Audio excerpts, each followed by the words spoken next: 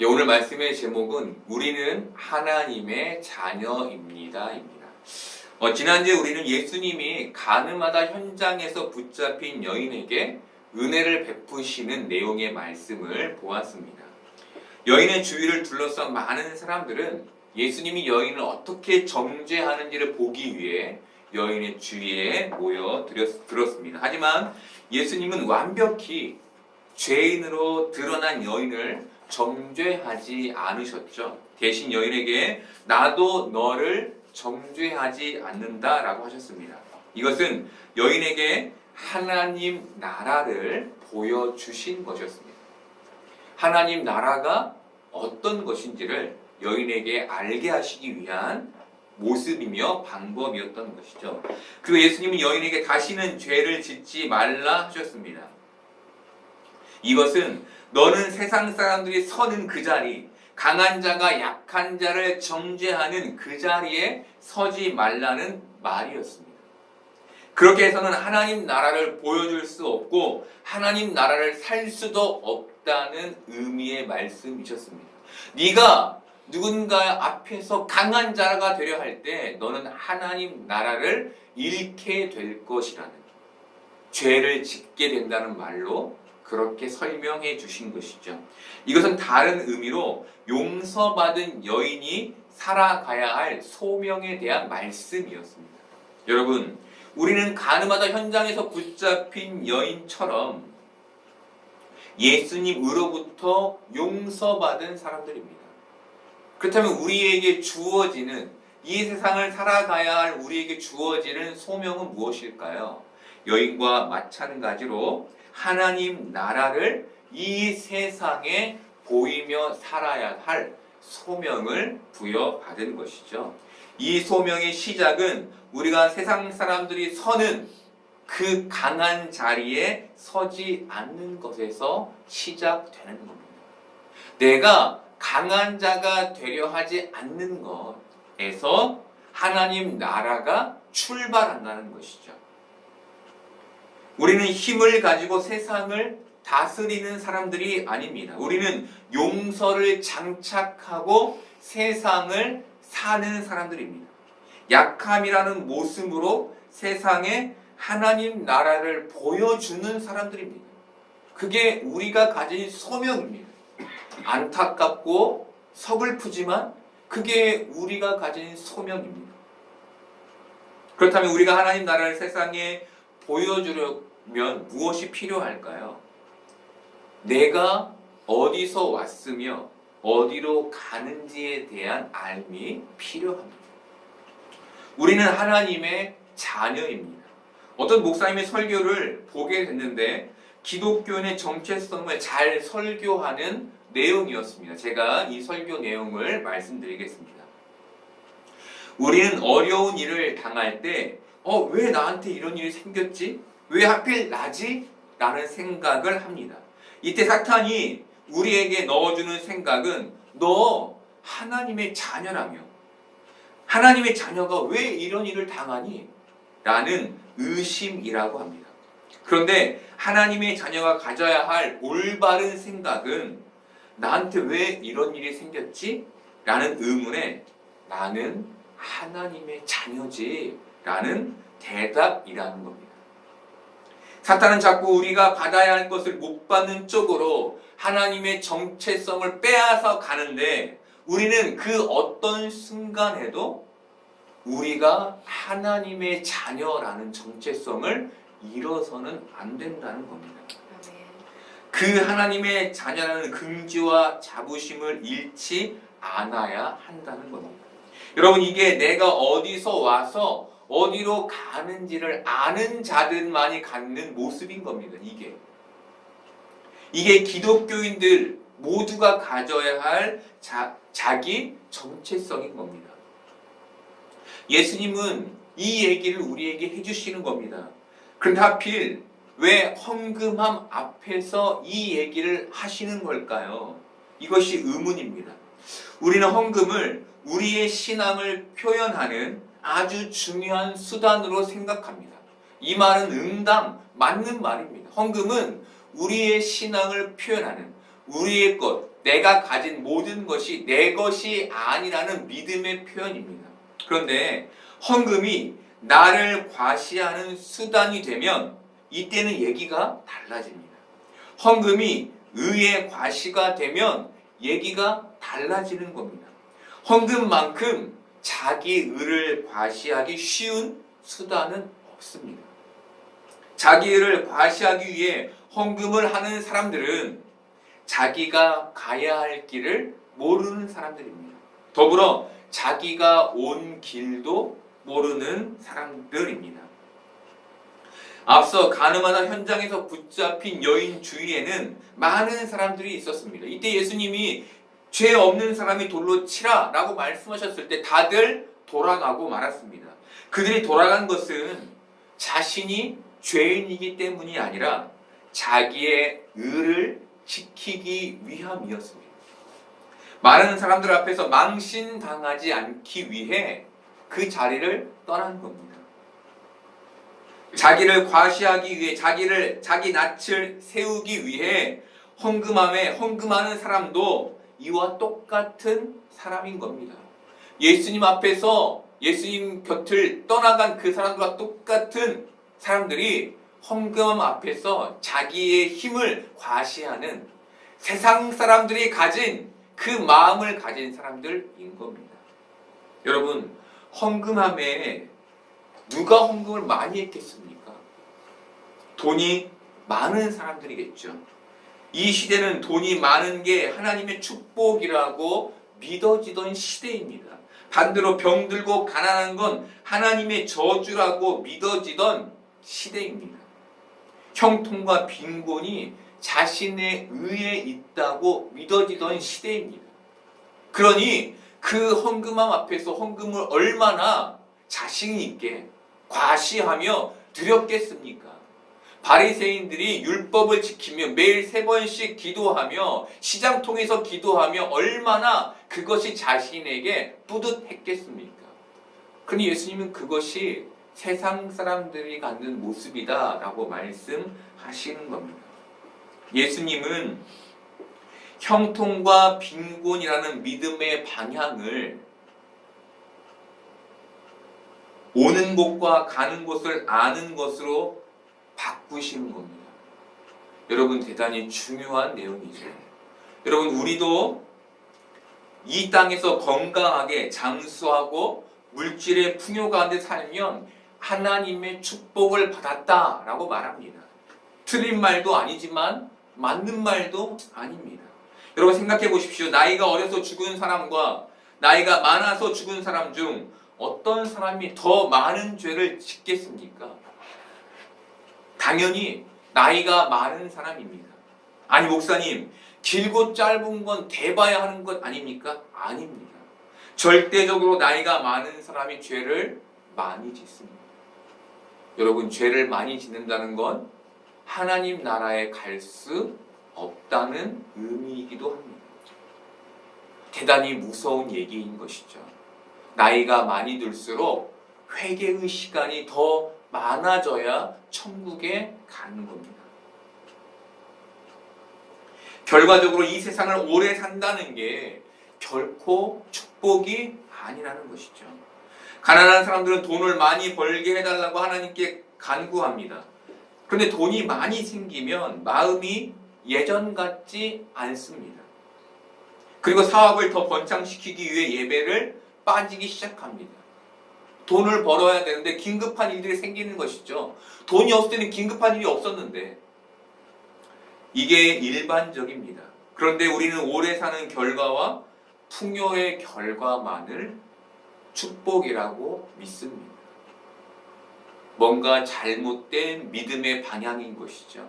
그 믿음의 방향을 예수님께서 오는 곳과 가는 곳을 아는 것이 믿음이야 라고 말씀해 주시는 겁니다. 믿음의 방향을 내가 어디서 와서 어디로 가는지를 아는 것으로 바꾸심을 우리가 깨달아야 하는 것이죠. 그리고 우리가 가졌던 형통이 축복이라는 그 믿음, 그것을 조금 내려놓고 예수님의 그 말씀을 우리 마음에 담아내야 하는 겁니다. 예수님 우리에게 기도를 가르쳐 주실 때 가득 넘치게 채워달라고 가르쳐 주시지 않았습니다. 대신 하루 먹을 일용할 양식을 간구하라 라고 말씀하셨습니다. 오버돼서 좋을 게 없는 것이죠. 지금의 현실에 만족하는 게 올바른 믿음의 방향이라는 겁니다.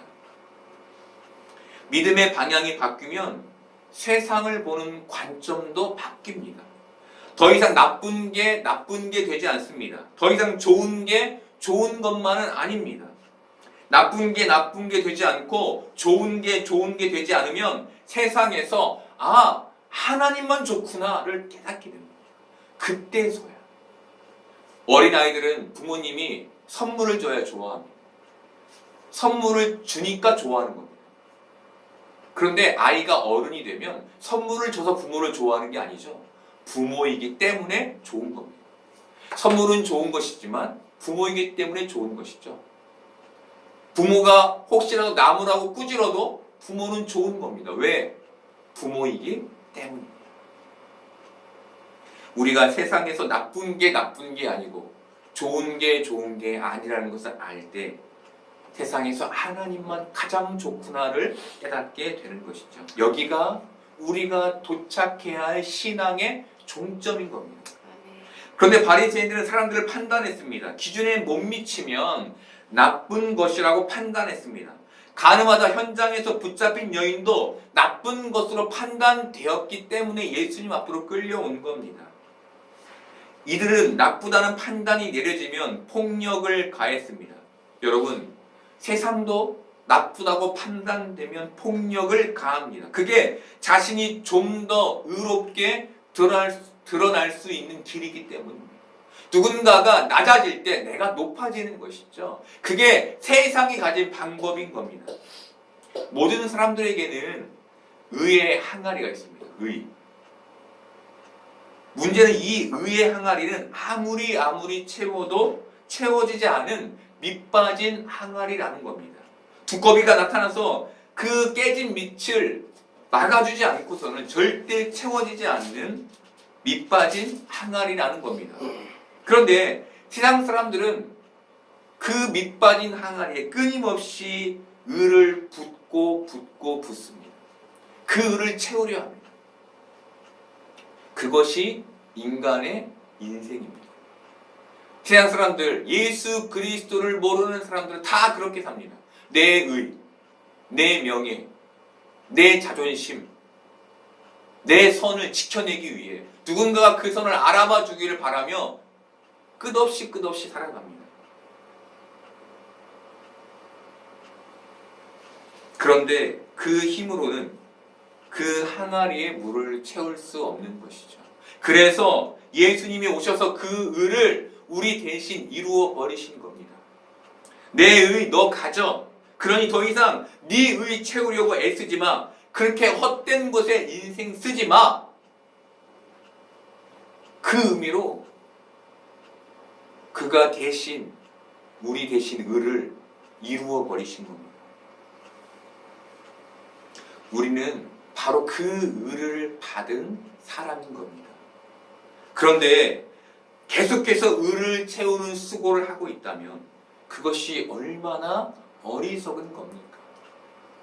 계속해서 나를 드러내기 위해 삶을 살아간다면, 누군가에게 나를 보여주기 위해 삶을 살아간다면 그것이 신앙이고 그것이 삶이고 그것이 사회생활이라면 그것이 얼마나 우리를 어리석은 모습입니까? 사람들은 낫내기를 좋아합니다. 헌금을 해도 낯이 나는 헌금을 하려 합니다. 오른손이 한 일을 왼손이 모르게 예수님은 말씀하셨습니다. 낯세우지 말라는 겁니다. 예수님, 내가 내 것을 주는데 낯 좀 세우면 안 됩니까? 안 된다는 겁니다. 왜 안 될까요? 내가 가진 것이 내 것이 아니라 본래 하나님 것이기 때문입니다. 내가 지금 쓰고 있는 이 모든 것이 내가 수고해서 얻은 것이 아니라 하나님이 주신 것이기 때문입니다. 그것이 우리가 가져야 될 믿음인 것이죠. 그러니 우리가 하나님께 일용할 양식을 채워달라고 기도하는 것 아닙니까? 내가 내 힘으로 내 수고로 돈을 벌고 먹고 산다면 우리가 왜 하나님께 일용할 양식을 달라고 기도하겠습니까? 양식을 하나님이 주시기 때문에 그렇게 기도하는 것이죠. 그렇게 기도했다면 내가 가진 것, 내 것이 아님을 믿음으로 고백하는 삶, 헌금을 드리는 삶, 낯세우지 않고 묵묵히 숨어서 봉사하는 삶, 그 삶을 살아야 하는 겁니다. 그런데 여전히 세상은 어떻게 돌아갑니까? 낯세우는 방식으로 돌아가죠. 그렇죠? 다 자기 것이라고 생각하기 때문에 그런 겁니다. 그래서 나누기를 아까워하는 겁니다. 이왕 내놓을 거면 낯이라도 세우고 싶은 겁니다. 이게 세상 방식입니다. 그런데 우리가 그렇게 살면 우리 안에는 하나님 나라 안 생긴다는 겁니다. 너희 그렇게 살면 너희 안에 하나님 나라 없어.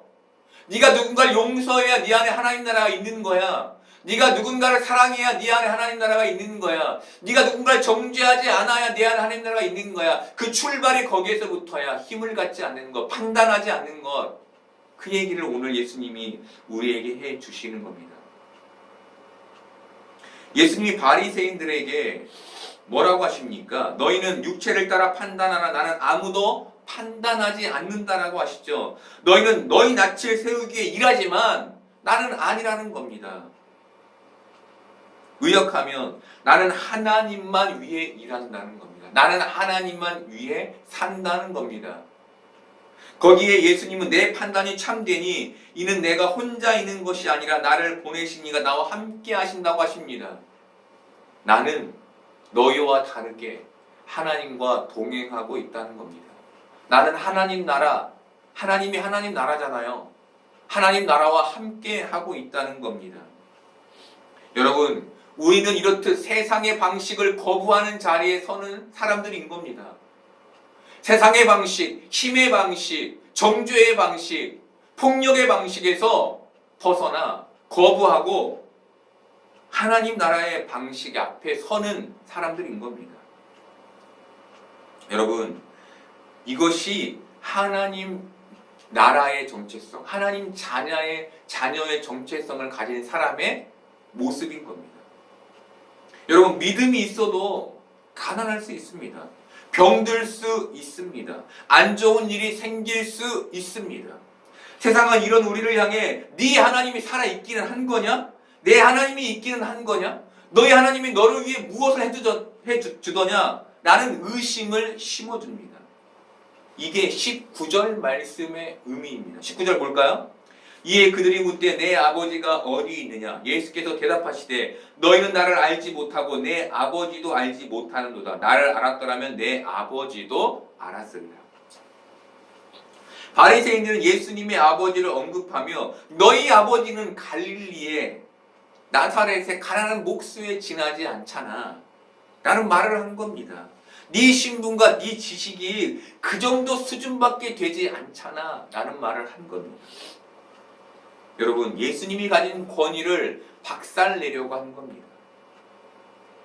너희 아버지는 너희에게 그렇게 해줄 수 있는 신분과 돈과 명예를 가진 사람이 아니야 라는 말을 해주는 겁니다.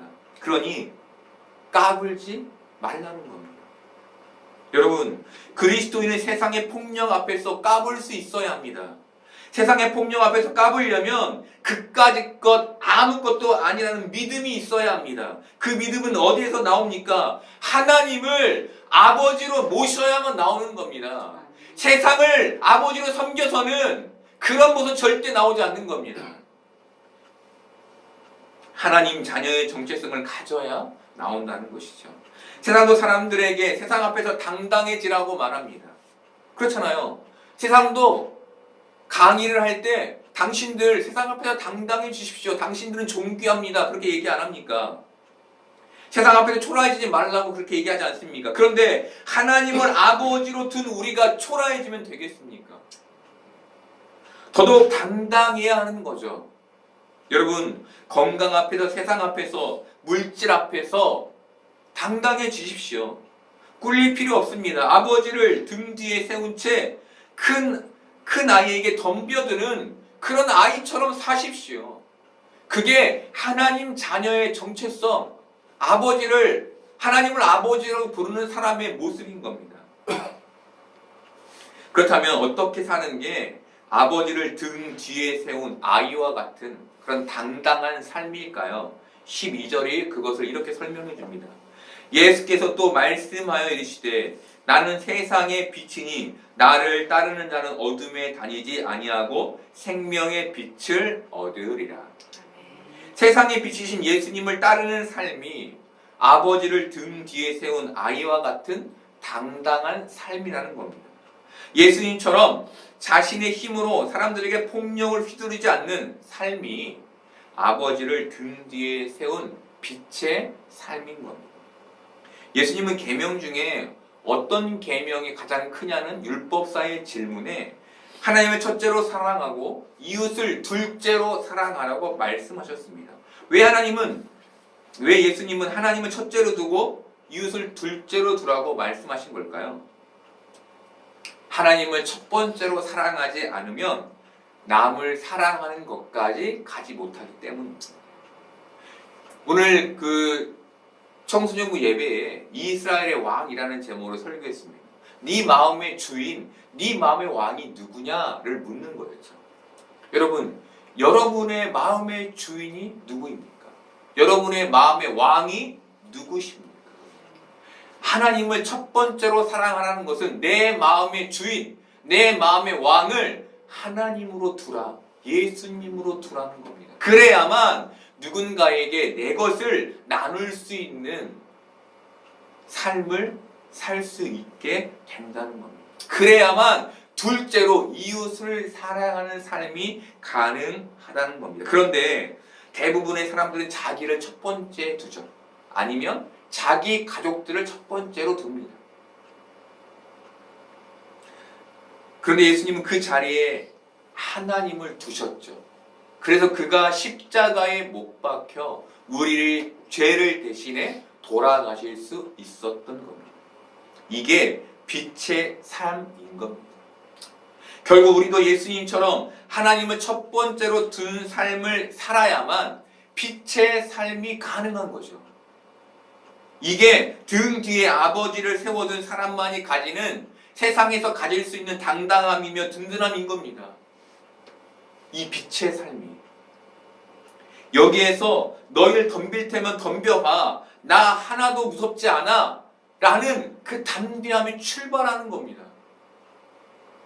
더불어 우리는 그 삶으로 인해 생명의 빛까지 얻게 된다고 주님이 말씀해 주시죠. 생명의 빛은 영생을 말합니다.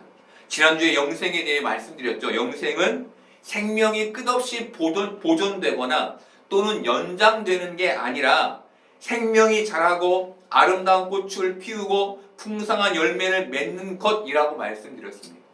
우리가 빛의 삶을 살아 열매를 맺게 되는 것, 이것이 영생의 일부라는 것이죠. 그런데 우리의 삶에 하나님을 첫 번째로 두지 않으면, 내 주인을 하나님으로 두지 않으면 이 삶이 결코 나타나지 않는다는 겁니다. 다르게 말하면 우리가 세상적인 사람이 되고 만다는 것이죠. 교회에 다니고 예배를 드리고 기도를 하지만 우리의 마음엔 하나님 나라가 없는, 세상과 다를 바 없는 존재로 이 자리에 앉아 있게 된다는 겁니다. 여러분, 이 모든 것은 하나님의 자녀된 정체성을 가져야만 가능한 삶인 겁니다. 여러분, 하나님을 사랑하지 않으면 기독교임에도 불구하고 자기 방식대로 살게 됩니다. 제멋대로의 신앙을 갖게 됩니다. 입맛에 맞는 신앙을 갖게 됩니다. 우리는 입맛대로 신앙생활하는 사람들이 아닙니다. 우리는 예수님처럼 하나님의 자녀의 정체성을 갖고 세상에 빛된 삶을 사는 사람들입니다. 그리고 덤으로 생명의 빛까지 얻는 사람들입니다. 현실에서 우리는 하나님의 자녀된 정체성을 끊임없이 공격당할 겁니다. 예수님처럼 산다는 게 만만치 않다는 걸 경험하게 될 겁니다. 하지만 그럼에도 불구하고 우리는 우리가 어디에서 와서 어디로 가는지를 기억하는 삶의 축복을 갖기를 바랍니다. 그 길을 잊지 않으므로 하나님 자녀, 내가 너를 낳았다 말씀하신 하나님의 자녀의 길을 걷는 여러분 되기를 바랍니다. 그 삶을 통하여 여러분 안에 영생의 축복, 생명의 축복이 넘치기를 소망합니다.